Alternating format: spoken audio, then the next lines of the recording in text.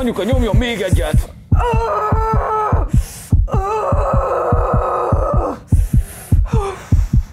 Gratulálok!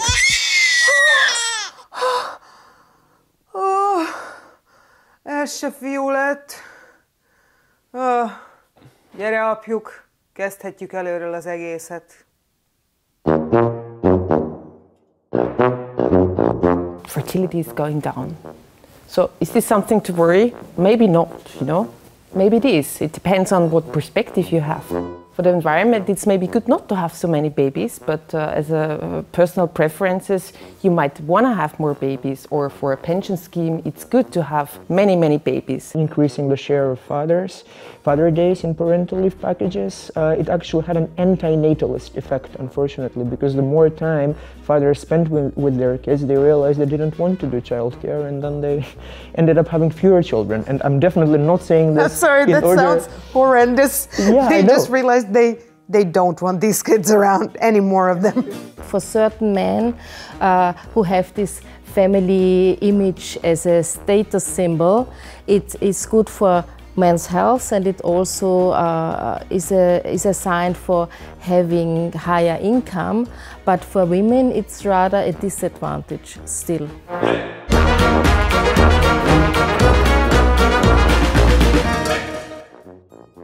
Volt egyszer egy ember, szakálla volt, gender. A középidő egy osztrák-magyar produkció és az új kedvenc beszélgetős műsorotok, ahol európai ügyekről van szó, meg arról, hogy mire kéne jobban ügyelnie Európának. Én Papréka Kinga vagyok, a vendégeim pedig válogatott művészek, kutatók, újságírók és szakemberek Európa minden sarkából.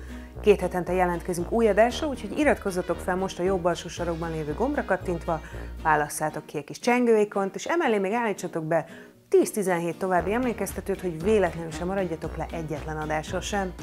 Vágjunk is bele! És ti?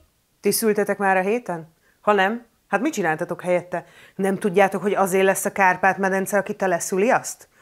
Pedig már 2006-ban megmondta Mikola István, hajdani kórházigazgató, akkor éppen Orbán Viktor miniszterelnök helyettes jelöltje, hogy, idézem, igenis a mindenkori irányításnak, menedzsmentnek, hatalomnak korlátoznia kell az egyén parttalan szabadságvágyát, idézet vége, mert a konzervatív oldallal szemben állóknak, újfent idézem, nem közösségek kellenek, hanem szinglikből összeálló hordák.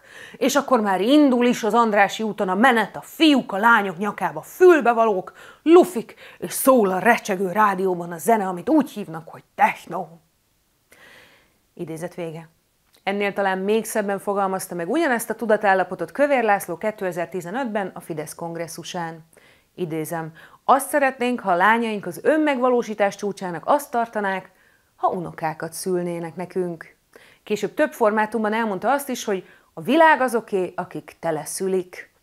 Ez a teleszülés mindazoknak, akik már szültek, sajátos képeket idézhet. Ez elhangzott Kövértől a parlamentben is, illetve korábban egy szatmári faluban, Cégény-Dányádon, ahol éppen szobrot avattak a híresen gyermektelen Kölcsey Ferenc emlékére.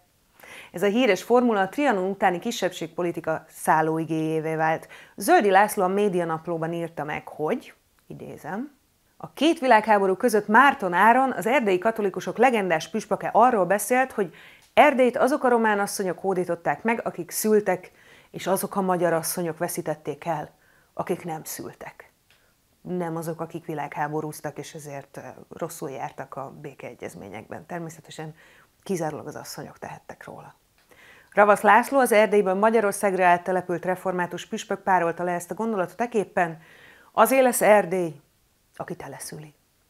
Ebből szépen ki is világlik, hogy mi áll a gyerekszülési propaganda központjában, a hatalom alapja, hogy hány ember felett uralkodnak, vagy jobb esetben hány embert képviselnek az adott politikai szereplők.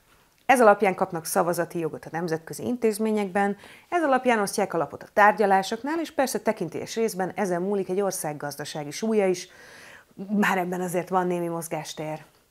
2024-ben született a legkevesebb gyerek Magyarországon, amióta egyáltalán statisztikát vezetnek, de a demográfiai pánik ennél jóval régebben foglalkoztatja a magyarokat. Az elmúlt 200 évben folyamatosan ott lebegett a magyar politikai élet felett a nemzet haláli jóslata, amelyről Johann Gottfried Herder német filozófus 1791-ben mellesleg odavetett egy fél megjegyzést egy teljesen más témájú fejtegetés közepén, de mi azóta is ezen szorongunk. Mára általános politikai fegyverré vált a kérdés, hogy ki, mikor és hány gyereket szül, illetve nevel. A Fidesz kormány szociálpolitikája a tehetős nagycsaládoknak kedvez, és rajtuk kívül lehetőleg senki másnak. Az elmúlt 15 évben az egyéni jogon járó támogatásokat felváltották az adókedvezmények, amelyek aránytalanul jutalmazzák az eleve sokat keresőket, azaz azokat, akiknek a legkevesebb szüksége van rá. A csok és a hozzá hasonló támogatások igazából csak azok számára vehetőek igénybe, akik nincsenek eleve nehéz anyagi helyzetben, és egyáltalán szóba jön náluk az ingatlan vagy az autóvásárlás. Ráadásul a 3-4-5 gyermekes családok utáni hajsza egyik szakpolitikai mellékhatás, hogy éppen abban nem segít senki, hogy az első meg a második gyerekek megszülethessenek, amikor ugyanis az ember egy folyton síró csecsemővel a karján a kistestvéren törpöl, akkor elsősorban azt kell látnia, hogy a következő leszármazottat hogyan tudja majd felelősen vállalni, és nem a kettővel ezutánit. A mai egyik beszélgető társam Krisztián Fidanovszky épp ezt kutatja a visegrádi régióban. Magyarországon egészen addig szent és sérthetetlen egy gyerek, amíg meg nem születik. Onnantól kezdve viszont hirtelen, élesen elválnak egymástól a tehetős családok sarjai, meg az összes többiek. És itt nem csak Balogh Zoltán egykori emberi erőforrás miniszter 2014-es kijelentésére gondolok a népesedési kerekasztal ülésén, amely szerint, és itt idézem Balogot, vannak olyan észak-kelet-borsodi, meg észak-kelet-Szabolcs-Szatmár-Bereg megyei térségek, ahol ez, tudniillik a termékenységi ráta, eléri a 2,39-et. Ami egy abszolút pozitív trend lenne egyébként, hogyha ezek a gyerekek olyan családokba születnének, hogy azok a hátrányok, amiket örökölnek, azok azt jelzik, hogy nem a társadalom az életminőségi javulásához fognak hozzájárulni. Azt kell mondjam, Balogh Zoltán itt kivételes önmegtartóztatásról tett tanúbizonyságot, hiszen másút jóval nyíltabban fogalmazott, például úgy, hogy, újfent idézem, a magyar közösségek és a kormány sem döntött el azt a kérdést, hogy a határon túli magyarul beszélő cigányok tehertétel vagy erőforrás. Ugyanarról a Balogh Zoltánról beszélünk, aki az évtizeden át a gondozásba vett gyerekeket molesztáló gyermekotthonigazgató jogerősen elítélt bűntársát, a népmesei K. Endrét elnöki kegyelemre felterjesztette, és azóta is Dunamelléki református püspökként és a zsinat elnökeként tündököl. Ugyanezen Balogh Zoltán minisztersége alatt nem vizsgálták ki és nem reformálták meg a gyermekvédelmi intézményrendszert, viszont felpörgött a gyermekelvételek gyakorlata, amikor például pusztán anyagi okokból, teljesen törvényellenesen kiemelnek gyerekeket a családjaikból, ezzel életre szóló traumát okozva. Sok kisbabát a születése után sem adnak ki a kórházból az édesanyáknak, dacára annak, hogy az államnak kötelessége volna támogatást biztosítani, hogy a családok együtt maradhassanak. Ehelyett a gyerekeket egyszerűen elveszik a nélkülöző családoktól, akik évről évre egyre többen vannak, különösen egy évszázados léptékben is kiemelkedő lakhatási válság közepén. Ezeket a gyerekeket pedig kezelésbe veszi a gyermekvédelmi rendszer, ahol sok elkötelezett és jó szándékú szakember között politikai támogatás és erőforrások hiány vidáman megbújhatnak a bicskei gyermekotthonigazgatóhoz hasonló ragadozók, és egyre másra kerülnek is elő ilyen esetek mind állami, mind egyházi fenntartású intézményekből. Ugyanekkor az egyedülálló körök befogadását megnehezítették 2021 óta, a kérelmeket miniszteri elbíráláshoz kötik, ezzel akarják elejét venni ugyanis, hogy azonos nemű párok fogadjanak örökbe gyerekeket. Erről Gulyás Gergely nemrég azt mondta egy kormányinfón, hogy, és itt idézem, a kormánynak nincsenek érvei az állami intézmények mellett a homoszexuális párokkal szemben, mert soha nem is állítottak ilyet, vagyis nem foglaltak állást a kérdésben. Azaz a kormány szóvivő szerint a kormány, amely ellehetetlenítette a melegek örökbefogadását, nem fogalmazott meg kritikát. Csak ellehetetlenítette, hát világos. Sajnos a valóban megszülető gyerekek jóval kevesebbet számítanak ebben a hajszában, mint az elképzelt, számítható gyerekek, és ezt a különbözetet a kormányzat szemmel láthatóan a 20-as, 30-as nőkön akarja behajtani. A népesedési diskurzusban ugyanis egyértelműen a nőket hibáztatják, a nők állítólagos önmegvalósítását látják problémának a konzervatív oldal kiemelkedő alakjai, mint a költő és műordító Kovács Ákos szerint, aki, és itt idézem, a nőknek nem az a dolguk, hogy ugyanannyi pénzt keressenek, mint a férfiak, idézet vége, hanem, így a haza bölcse, újfent idézet, a női principiumot beteljesíteni, nem? Hogy mondjuk valakihez tartozni, valakinek gyereket szülni, anyának lenni. Idézet vége. Feltételezem, ezt a tanácsot fogadták meg a Nemzeti Együttműködés rendszerének olyan politikusai is, mint a kegyelmi balhét elvívő igazságügyminiszter Varga Judit és a kirakat államfő Novák Katalin is. A születések száma Európa szerte folyamatosan csökken, és a gyermekvállaló életkor egyre későbbre tolódik. A legutóbbi Eurostat adatok szerint 29 éves kor fölé teszik az első gyereküket vállaló nők átlag életkorát a kontinensen. Magyarország ennek valamivel fölélő. A KSH szerint az első gyereket szülők átlag életkora 1990-ben még 23 év volt, mára 30 fölött van. A női életkilátások jócskán megváltoztak, és a társadalmi változás egyik katalizátora lehet a 2008 óta újabb és újabb hullámokban jelentkező gazdasági válság, amely a 80-as években születettek élet- és pályakezdését egy az egybe keresztül vágta. A gyerekvállalás ugyanakkor egy mélyen személyes és intim kérdés, amiben a külső tényezőknek nagy szerepe van, de a politikai beavatkozásoknak egészen tragikus következményei lehetnek. Gondoljunk például a 60-as évek agyatlan abortusztilalmára Magyarországon, vagy még inkább a Ceausescu rendszerre, ahol a gyermekotthonokban egészen megdöbbentő állapotok uralkodtak, miközben a szocialista Románia azt gajdolta, hogy minden gyereket meg kell szülni, mert majd az állam gondoskodik róluk. Nemzetközi botrány volt a gyermekotthoni állapotok miatt. A népesedéspolitika önmagában még nem kellene azt jelentse, hogy a hatalom erőszakkal beavatkozik az állampolgárok legbensőségesebb magánéletébe. Sokszor azonban inkább propagandaeszközként szolgál, mint komolyan vehető társadalmi programként. A gyermektelen nők szapulása olcsó politikai portéka, pedig egyáltalán nincs szó újdonságról. Ausztriában például a nők 29,1%-a volt gyermektelen 1900-ban. 125 évvel ezelőtt ugyanis már egészen eluralkodott a nők önmegvalósítása. Eddigre nem csak apáca lehettél, ha nem akartál gyereket, meg férjhez menni. Ha karrierre vágytál, akár cselédnek is állhattál. Na de hogy a hülyéskedés mellett valami komolyat is mondjak, a múlt század elején az uralkodó családmodell is más volt. A nukleáris család csak a 20. század második felében vált dominánsá.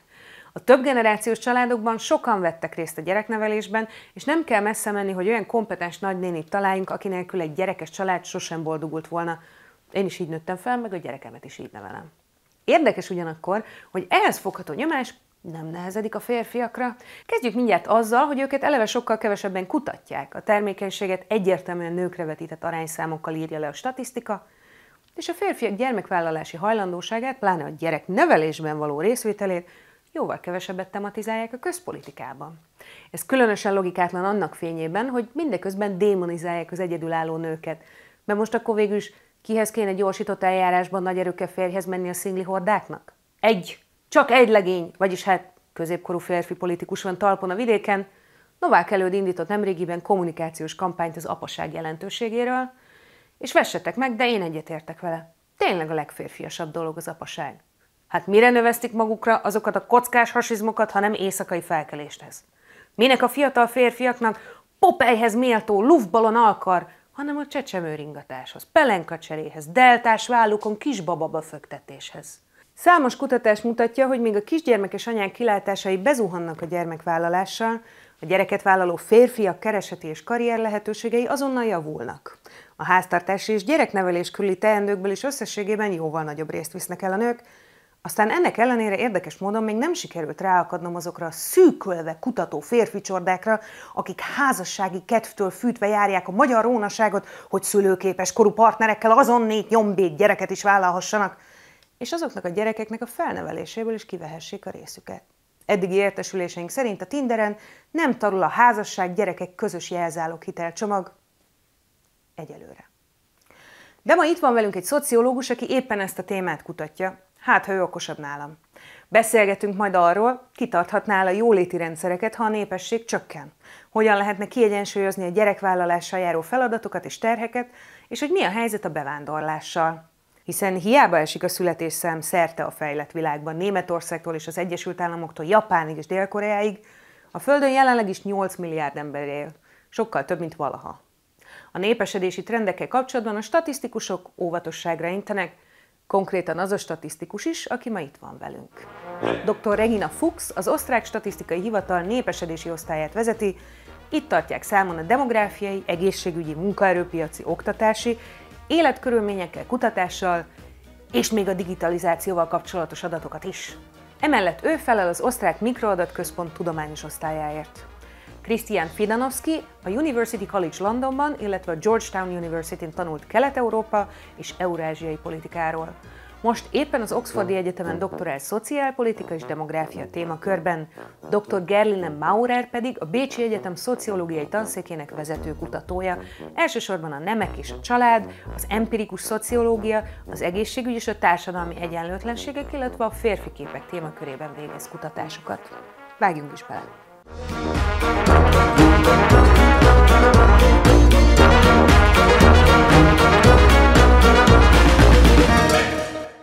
Hi, very welcome. Thanks for taking the time to meet with me and talk about whether it's worth having babies and what keeps us from having more, because apparently I'm at fault for the depopulation of the Carpathian Basin. I haven't given birth this week yet. So let's walk through the numbers. Regina, you work on statistics and specifically in Austria. Tell us about Austria. Are births declining? How are births faring with the population numbers? Fertility is going down. So is this something to worry? Maybe not, Maybe it is. It depends on what perspective you have. So for the environment, it's maybe good not to have so many babies, but as a personal preferences, you might want to have more babies, or for a pension scheme, it's good to have many, many babies. And the last years, fertility has been going down. So we are at the very low of fertility. Last year, we experienced a total fertility rate of only 1.3.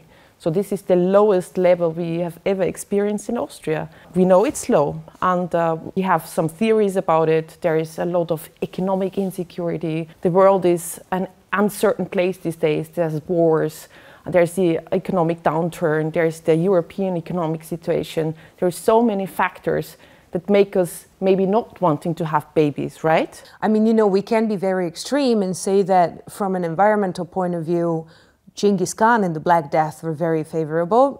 It's not a humanist point of view. But when we talk about perspectives, it also strikes me, you say this is the lowest number of birth per capita since statistics started. It's the same thing in Hungary, for instance, this last year, which strikes me, this means that per capita more babies were born during and in the aftermath of world wars, during invasions. I know this is a very big and open question, and probably we don't have one definitive answer, but could you tell me, Gerlinda, about what are the possible factors that have changed, that persuade people to be more concerned, that make them more concerned about certain things? So I do empirical research, and I interviewed parents with children, and we know that individual financial security is a huge issue for parents. So we still have family benefits in Austria, and Austrian family benefits are very generous. However, the labor market is restricted to several professions, and we know that financial stability and financial security, especially for women, makes it difficult to have children. And so I see it as a gendered issue, and I think that family as a security, we know it also from numbers. For some men, for certain men who have this family image as a status symbol, it is good for men's health, and it also is a sign for having higher income. But for women, it's rather a disadvantage. And there's also, as you say, this general, not everyone on the employment market, but many employers have this deep suspicion of women of, a fertile age, which is most women on the labor markets, or a huge portion of women on the labor markets, but also are extremely reluctant to employ women caring for small children. That doesn't apply to men in the same walks of life, and the aftermath of, or sort of the attitudes around parental leave is different. What I wonder whether you could tell us about is this very specific attitude in Austria of women's employment after marriage, and especially when having kids, because it seems to me that there's a higher likelihood that women will leave a workplace and not go into any regular employment after having kids. Is that true? They are expected to leave the workplace. Is this a cultural thing? It's a conservative attitude. There once was a publication, Dornröschenschlaf, and that employers expect women to be like the woman they prefer to marry. And if they expect women to stay at home to raise kids, then they also expect that their employees will quit the workplace. But we know from empirical research that women start relatively early and come back to the workplace relatively early if there is the opportunity to do so in how much your partner is involved in infant care. So that's or the grandparents, so it's also important how your individual opportunities are in not being the only one who cares for an infant. Christian, you recently published an article with us in Eurozine about pronatalist policies. What the hell is pronatalism? It sounds very threatening. And is there any useful side to this? I still wonder about that a lot, despite having almost completed my PhD on the topic by now. But it's definitely, what I can say for sure, it's quite a bad conversation starter at dinner parties, for example, because it sounds like a very specific version of techno movements or something like that. It evokes a very clear conservative connotation, and of course we know that historically pronatalism has been associated with the Nazi regimes in World War II. Also today, if we look around Europe to see who is pursuing pronatalism, we see countries such as Hungary, Poland, Serbia, countries all of which have had right-wing or still have right-wing governments which have introduced and expanded these policies. In itself, pronatalism is a neutral term. It literally means a set of policy interventions and political narratives aimed at increasing the birth rate. So it's kind of inevitable that a lot of people associate it with conservative parties, but it might also be beneficial for us as researchers and for societies in general to try to reclaim this term, because we shouldn't allow right-wing perspectives to sort of monopolize its use. Because of course there are a lot of societal and individual benefits from having at least a, well, now that's also a bit normative, but having a decent fertility rate in the sense of maybe maintaining the current size of the population. The famous replacement level of 2.1 children per woman is clearly unattainable for most developed countries these days. But then surveys on this topic often show us that people on average would like to have more children than they're having. The average preference is around 2.5 children per woman. The actual fertility in the European Union right now is 1.5. So there's a very progressive case to be made there for policymakers to try and help people fill this gap of one additional child, right? And from a societal perspective, we know that all else being equal, maintaining the current birth rate or not allowing it to fall too low is beneficial for economic growth, beneficial for pension systems, healthcare systems, especially in East European countries where these people are also losing a lot of people due to emigration, which exacerbates some of these problems. It exacerbates the age imbalances in the population.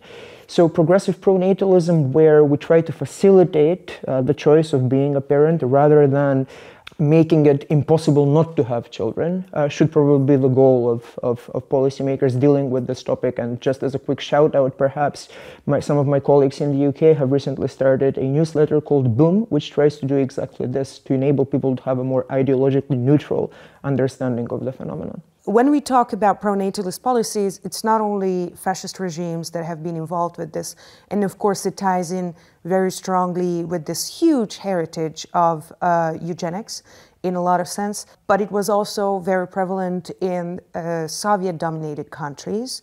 So I think we can bring in here the horrendous example from Ceausescu's Romania, where abortion bans were supposed to solve the population problem. They didn't. However, they have realized in a lot of injuries and even fatalities.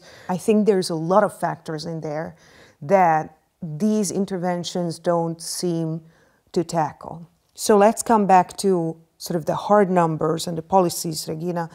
Do you see any factors that specifically interfere? Do you suspect any factors? And does any decision maker ever ask you guys about this? As you said already, there is pronatalism all around, but we have already seen also the opposite. Let's think about the one-child family. So that's a norm which it was very successful, right? So over the years we have seen pronatalist and also on the other hand antinatalist policies that have been very successful. But these days we have a lot of choice, and it seems like pronatalist policies and there is many factors that can help to increase the likelihood of having babies. So, you know, I tackle childcare, for example, right? I have more egalitarian societies, like Linda said, where men take up more of the family household work. So these are the factors that can factor in and somehow raise up fertility rates a teeny tiny bit, you know.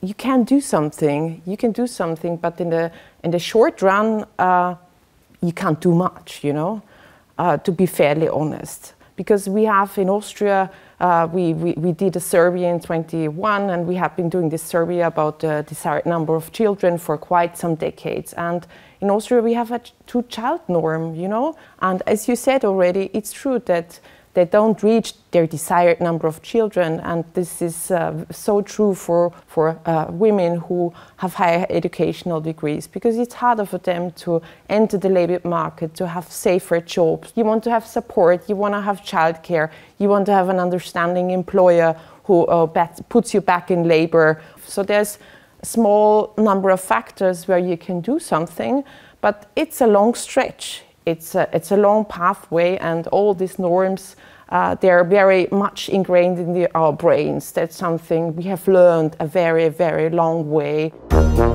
A mai házigazdánk a Kávézatz közösségi kávézó a bécsi Sonnenviertelben, a Gleis 21 nevű házban. A Sonnenviertel az elmúlt pár évben épült ki a bécsi főpályaudvar mellett a régi vasúti mellékvágányok helyén, mint a Rákosmenti mini Dubaj, csak luxustornyok helyett közösségi tulajdonban lévő társasházakkal, parkkal, sétálóutcával, az itt élők számára kialakítva. Ha Bécsbe érve lehuppantak a vonatról, nézzetek be a Kávézatzban jó kávéra, most pedig térjünk vissza a beszélgetésre.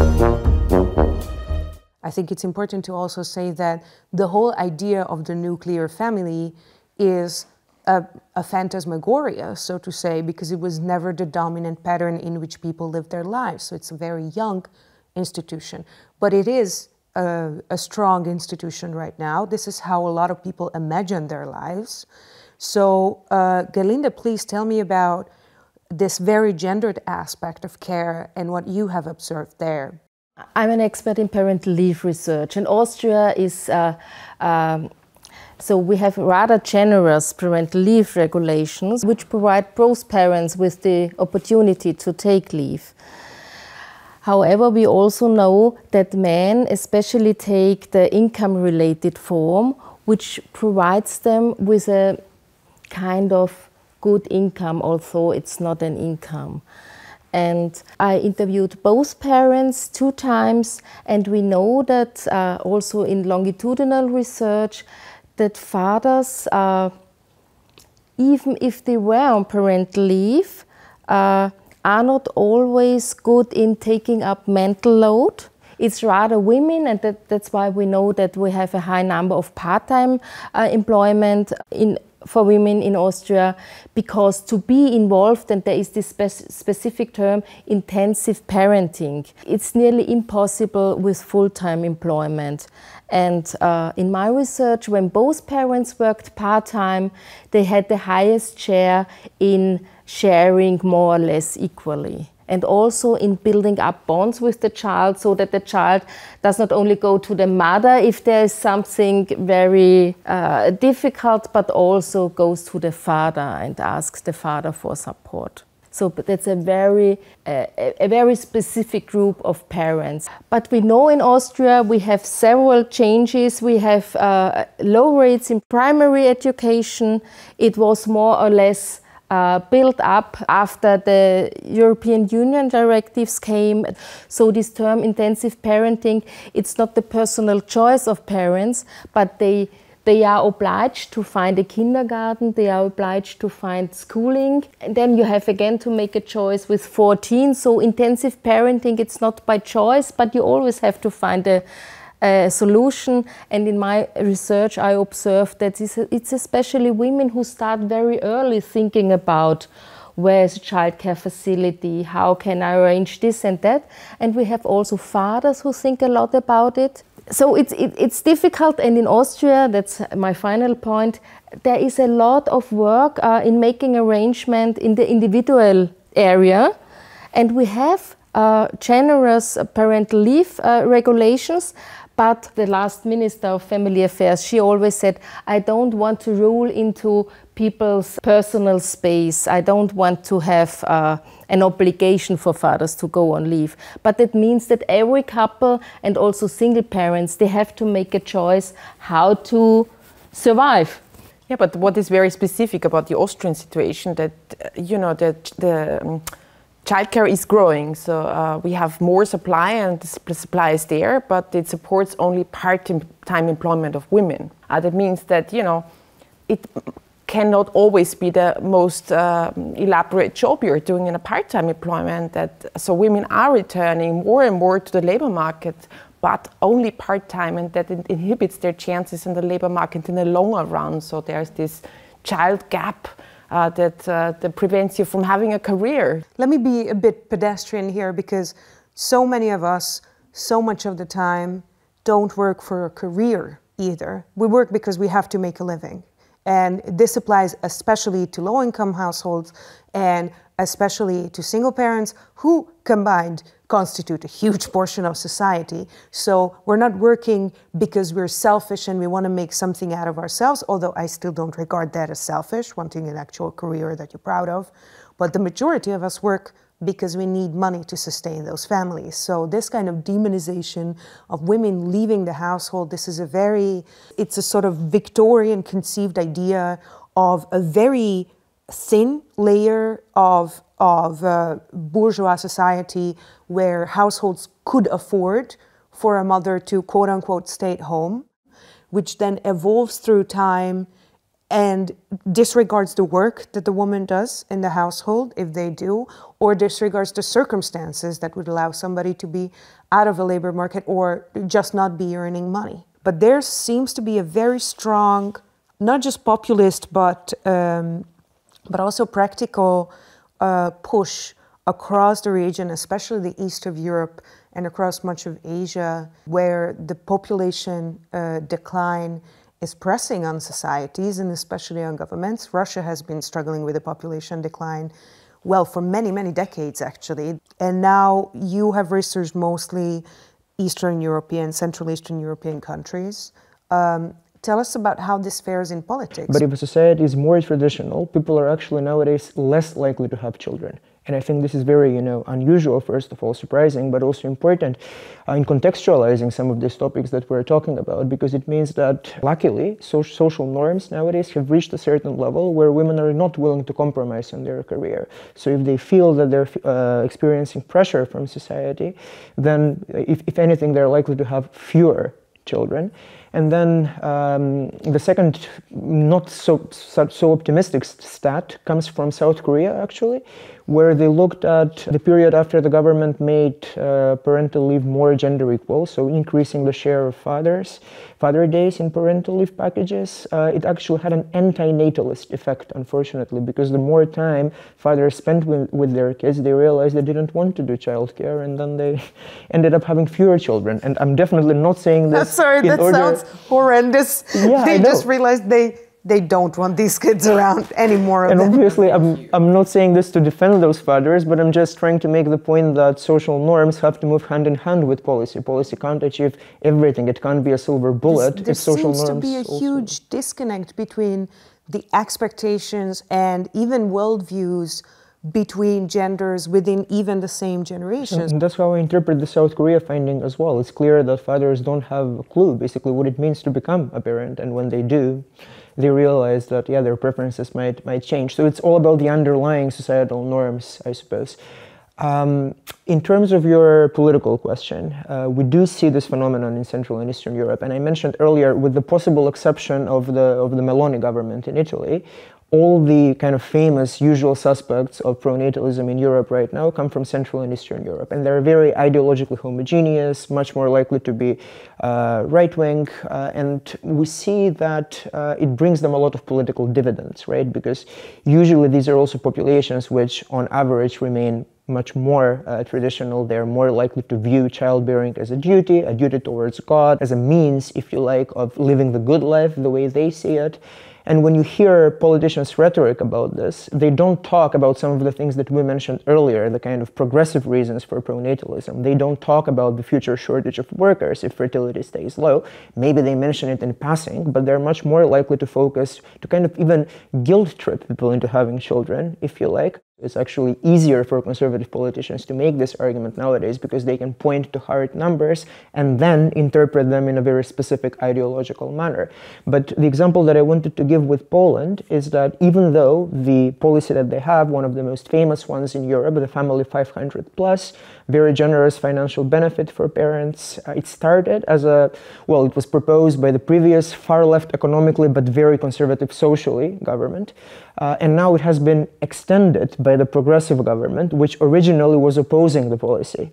So we see this a lot. I mean, of course, usually these policies are very clearly targeted at larger families. So the benefits are larger, the financial packages are more generous for large families. And we know from sociology, it's one of the most well-established truths in family policy, that it is usually less educated people who have 3 or 4 children. And these are also the same kind of people who are more likely to vote for conservative parties. So you see this pattern kind of shaping up here and how politically beneficial this can be for conservative parties. They are also more likely to benefit less from these subsidies, which at least across the region and primarily in Hungary focus on tax cuts. So it proportionately benefits the high earners, on housing top-ups, so let's say real estate buying top-ups, which are only accessible to people above a certain income, which I find particularly insane. They are limited above a certain number of children. And as you also point out in your article, they always target bigger families, which are less realistic to happen. How would you try and talk about this with a decision maker if they came to you? Do decision makers come to you and ask about your research? Well, you know, in statistics, we're here for the numbers. We're not here to interpret or give advice, you know? So I think this is not something I feel like I'm good at advising policymakers what they should do. Because at the end of the day, if you're conservative or not, you know, it's what you want to achieve can be very different. But there's one thing you really should be careful about, because so we have an aging population, right? So we have all the baby boomers who are about to retire in the next decade. But if you say a baby is born today, so it will be economically active and in the labor market, let's say, in 18, in 20, in 25 years. So it's a long time, so until the child becomes productive for the society. So you're in the squeeze from the elderly population. As a society, you have to take care for. And you also, let's say we manage to raise fertility now. You have to educate the babies, you have to put them to creche, you have to put them to preschool, so you're in the squeeze from the elderly population. So this is not necessarily something which is beneficial from a budgetary point of view, because it takes a long time, so you reap the benefits of a high number of babies, and that's something we should be careful about. A műsorunk mozgatórugója a Display Europe. Ez egy új tartalommegosztó platform, ahol több tucat média ajánl cikkeket, podcastokat, videókat, európai politikáról és kultúráról, és a portál saját nyelvi modulja segítségével 15 nyelv között is fogyaszthattok, a saját anyanyelveteken akár. És ha ez már túl jól hangzik ahhoz, hogy igaz legyen, tegyük gyorsan hozzá, hogy a Display még csak nem is él vissza a felhasználói adataitokkal. Hihetetlen, nem? De igaz. displayeurope.eu. Most pedig térjünk vissza a beszélgetéshez. I think we can't really pass by the notion that our expectations and the level of involvement in parenting. So do you see this kind of intensive parenting in a more sort of historical context? Can you tell us about how this is changing and whether you think it contributes to this issue? If both parents would work 30 hours, so there are colleagues, I'm not specialist in sociology of work and employment, but there is this vote for working 30 hours as a full-time employment, because a lot of problems also to raise children would decrease. And it would be called full-time employment and not part-time employment. And there is also this, how many hours a day can you be productive? Is it 6 hours or 8 hours or 10 hours? So intensive parenting, I know it's not the, it's a wide answer, but intensive parenting is a problem if you are expected to do something else. If you would say in a caring society, so that's Joan Tronto's work, caring democracies, you would have time to care for others. Also to care for older relatives, so it's not only children, it's also, and we have the more and more physically and psychologically handicapped people after COVID, so that's also the peer group is not always productive. So I always have problems with economic growth, because yes, we need economic growth, but what are the costs of economic growth? Costs in terms of, and I think the term intensive parenting is shaped by all these economic demands, because you would not call it intensive parenting if there were another caring system in our society. But then we come around all the time to the question of pensions and social expenditure and all of that. And we hear, especially from progressives, like, how are we going to sustain our pension funds? Is there really no other way to even dream of pension funding or social care than funding through current specific schemes? Is there another possibility for an economic makeup? So there was this famous quote, often misinterpreted, I would argue, by John Maynard Keynes from back in the day, when he said that he was expecting by our time, by our age, or maybe even already a few decades ago, that people would be able to only work 4 days a week.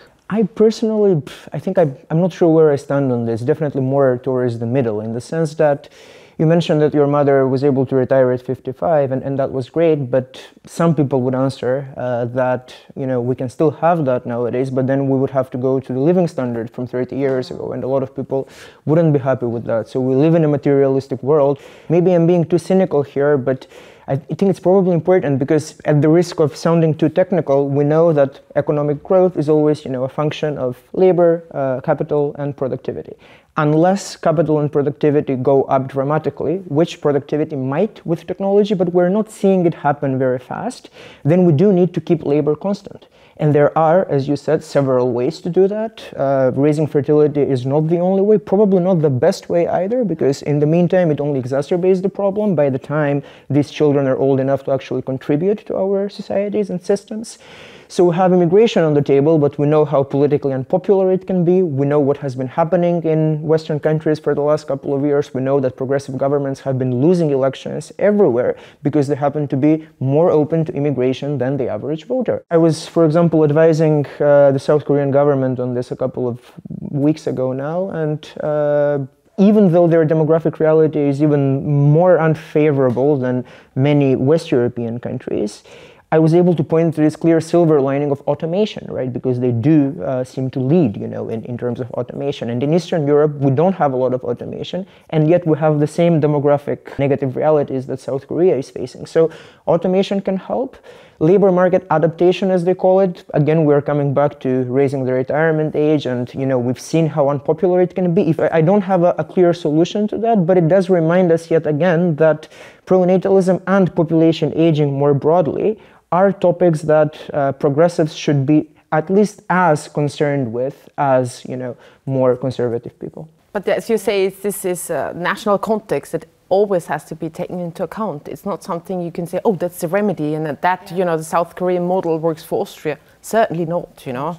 And as what we see from Southeast Asia is that they're closed societies that don't accept immigration at all. So we are quite progressive in this respect, and they have fertility rates below the 1. So there's something like 0.7. It's unimaginable in Austria. So we have to find our own role. We have to find our role models from men and taking care, and so we are in a changing society, and the literature always suggests that, you know, you should consider a little bit of everything. You know, there's not this one solution, right? So you cannot say, oh, let's not raise the pension age. We have to tackle this issue from all different perspectives. You know, we also, our life expectancy has been growing up to 84 for women and almost 80 for men, and we expect it rise even more so. So we are a changing society, and our models have to change in the same time. I think the huge problem is that what we have is the labor force, right? Women are very important for the labor force, this part-time issue. So we have to, it should be in our focus, not necessarily only to raise, to have many babies, but to tackle our demographic problem is also that we have to bring women to a higher amount into the labor force. And we have to help them to bring up their children, and that they don't have to bribe the neighbor or the government next door. So we really have to tackle the issue from many different perspectives to be successful. Gerlinde, I interrupted you there. You said you were asked about how they should change gender norms. Did they take your advice? What was your advice? Yeah. Authorities aim to raise numbers of men also in public childcare and in primary education. But again, this so even with parents on leave, there is this focus on income. And if income in care and in primary care is low, it's mostly done by women. Just to get back to, potential solutions, there's also a Finnish model of investing the money of God and King Solomon in education and then keeping your babies in a cardboard box. I think there is also a strong element of reconfiguring a very consumerist approach to things that you need around a baby, because let's be honest, a young baby needs the least things, and that's when we are driven to buy and consume, because that's a way to connect with people, that you bring them baby clothes. If you're visiting, this is just a little advice to the viewers, if you're visiting parents with young children, with newborn babies, don't bring stuff for the baby, bring stuff for the parents. That's what they need. They already have the stuff for the baby. Bring them nappies, bring them food, bring them something that brings them joy, because it's a tough time.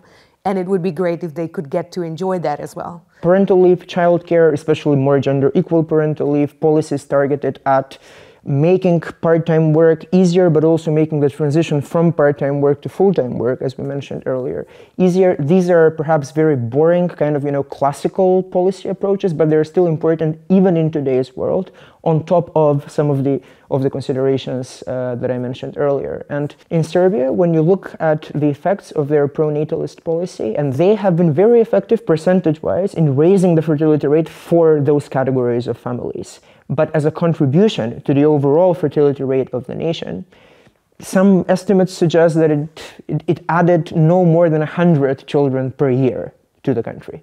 So clearly you can't solve the fertility issues, challenges, only by focusing on large families. It has to be more And only balanced. on focusing on wealthy people already, as we have talked. So when subsidies are targeted at well-off people, that's not going to move the needle to the extent. And if they are not factored to address actual needs and they're just a luxury contribution, then that's probably not going to be a solution there. Yeah, I want to bring up one other topic, is that we always look at period fertility, and now I'm the one being technical. This is the fertility we're observing today, right? So at this moment, what we have been experiencing for the last decade is that women are having babies later in their life. Let's say born in the late 70s or early 80s, it's not like they're having only 1.3 children, but they still have close to 1.6, in fact. And this is because they're having babies later in their life. But what happens if you're having babies or trying to have babies later in your life? That it becomes more difficult biologically. But if you're crashing the 40s and want to have a baby, it might become difficult, and you really need assisted reproduction. And that can be quite pricey. So if you really want to help families and women and couples to have more babies, there should be subsidies and there should be aids to help women and couples to have babies with financial support, so they can have the babies they want. And maybe our economies will also have to be adjusted for a system where we're not in this perpetual growth ideal, which is actually wrecking our future perspectives. And many of us don't dare to have more children because we're not sure we will be able to protect them from disaster. Thank you so much, all of you. And I hope to see you in the playground soon.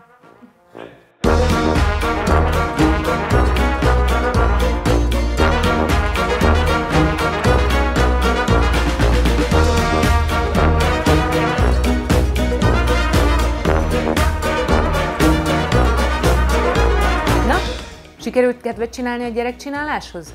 Szerinted hány évesen kell gyereket vállalni? Írd meg nekünk kommentben, és ha már úgyis odalent kavírnyászol, küld el ezt a műsort a mogorva nagybácsidnak, meg a tinédzser terhes unokahugodnak, és kövesd az átlátszó csatornáját.